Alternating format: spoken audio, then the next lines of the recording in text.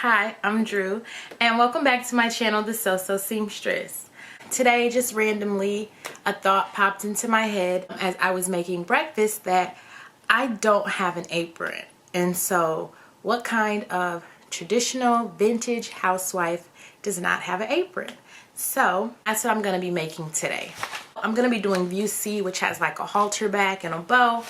And this should be a fairly quick, easy sew after the 4-day process of my last video, which was a vintage 1950s party dress. So I will definitely link that in the description box below if you would like to check it out. And then for today, it's just gonna be a little bit of an easy, fun sew, and hopefully I'll have my apron by dinner time. And then we have this one who came to say hello. So say hi, Major. Hi. Say hi. Hi. Hi. Say thank you for watching. Okay, so let's get started. Thank you for watching, and we'll get started on my vintage 1940s. I haven't done anything from the 40s. So my 1940s vintage apron. So as I said, I'll be doing view C, and I chose it because I really love the ruffle detailing and the bow and the halter neckline. I think it's going to be super cute, and I'm using some fabric I got from Walmart for $4 a yard, and I'm going to be using 2 yards of it. So I have all the pattern pieces laid out on the 2 separate yards of fabric. I have a couple extra pattern pieces because I'm going to be adding pockets to mine, even though view C didn't have pockets, view D did. So I'll just be following those instructions for the pockets. I feel like pockets are definitely going to come in handy, whether it's for my phone or my pods or just whatever I need to throw in there while I'm cooking or cleaning.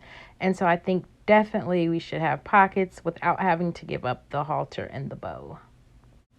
So the next thing for me to do is just cut everything out and transfer the markings over to the pattern pieces. So now everything's cut out. I was going to transfer all the markings at once, but now I think I'll just wait and do it to the pieces that I'm working with at that time and kind of transfer as I go, so that way I can kind of keep track of what's going on. And so these are the very first pieces that we are working with, the bib and the neck strap, pieces 18 and 19. And so now I will get the markings transferred over from the pattern pieces to the fabric, and it appears as if I am making pretty good progress already. This is what I would call a bit of a palette cleanser from the last make that was pretty intense.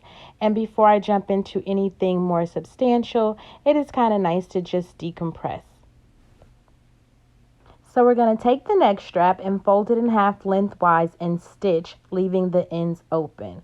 We will then trim the seam allowance and turn it to the right side. I find it a bit surreal that I desire this apron and that I desire to make it with my own hands. It's even more surreal that I have the time to do such a thing. Up until 2 years ago, I was working what I believed to be my dream job in corporate America. And it wasn't until after I had my second child, my daughter, that I realized my dream job was to be here at home, taking care of my kids and my husband.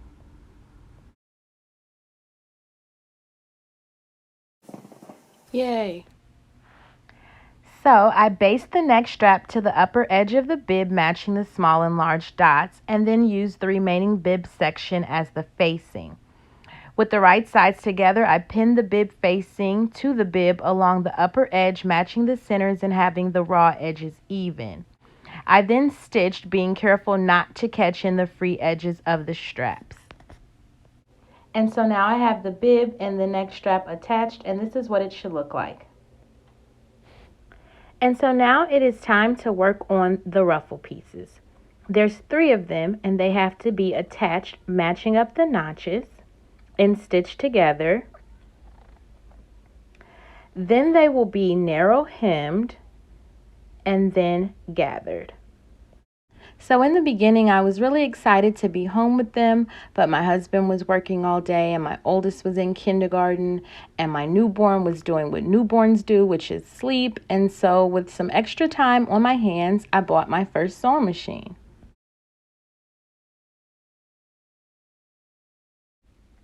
And so I finished up the ruffle trim, and now I'm going to be working on the pocket. The view that I chose didn't have a pocket, so I'm going to be following instructions from view D as for how to go about attaching the pockets. So the first thing I'm doing is transferring all the markings from the pattern pieces over to my fabric. I definitely see pockets as a necessity on an apron. Why not have a place to put all of the things that you need when cooking and or cleaning?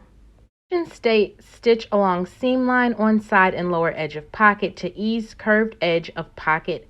Stitch 1/4 of inch inside the seam line using a long machine stitch. Stitch along the edge from here and here, there, and that's to help the curve. And then we're going to stitch all the way around at the seam allowance.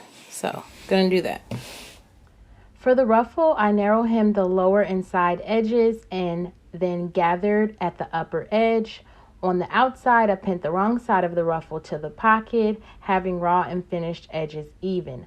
Pulled up the gathering stitches to fit and baste. On outside, I pinned the wrong side of the binding to the right side of the pocket along the upper edge, matching small dots, having raw edges even. Press under 3/8 of an inch on remaining long edge of binding.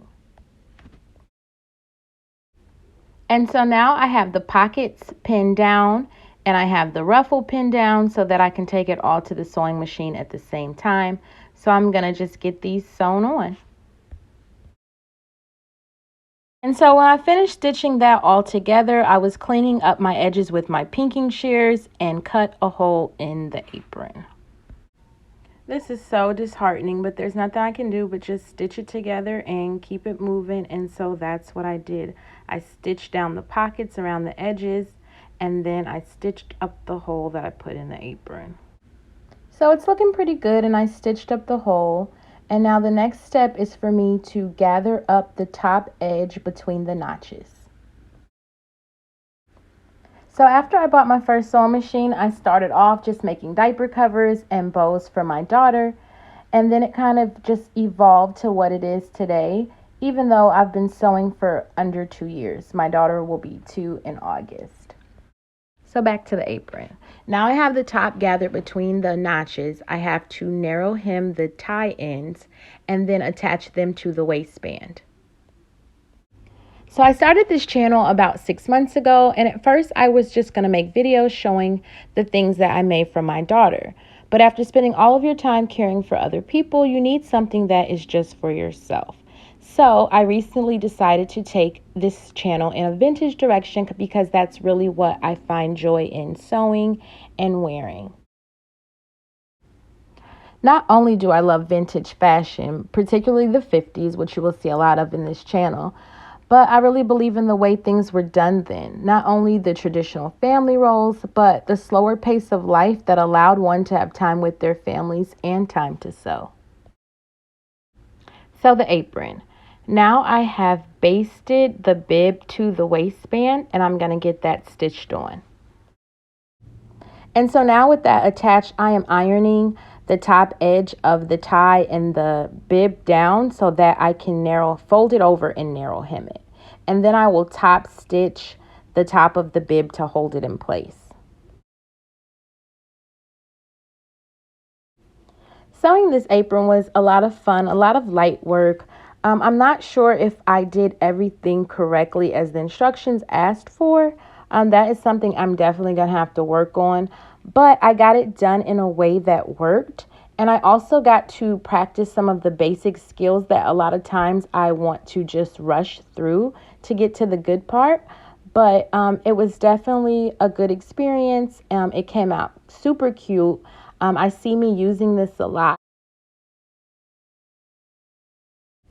So after I got that stitched down, you can see where I had top stitched the bib. And now I'm working on the bow and just doing this in a way that made sense to me, since there were no instructions for how to do the bow. So once I got the bow shaped, I hand stitched it down to the corner of the apron, and it was a cute little touch.